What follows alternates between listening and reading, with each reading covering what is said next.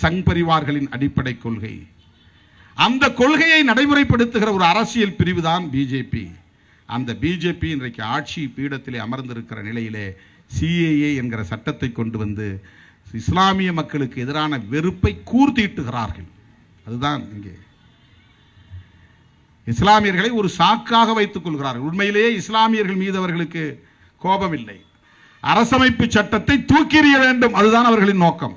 அரசமைப்பு சட்டத்தை தூக்கி எறிய வேண்டுமானால் இந்துக்களை 100 விழுக்காடு அணிதிரட்ட வேண்டும்.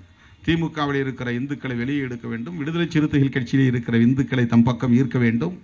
அதிமுகவுக்கு வாக்களிக்கக்கூடிய இந்துக்களை இப்போது ஈர்த்து கொண்டே இருக்கிறார்கள். பாட்டாளி மக்கள் கட்சியில் இருக்கிற இந்துக்களை பாதிக்கு மேல் இழுத்து விட்டார்கள், போய்கொண்டிருக்கிறார்கள். அவர்களால் கை வைக்க முடியாதது விடுதலை சிறுத்தைகள், திராவிட முன்னேற்ற கழகம்,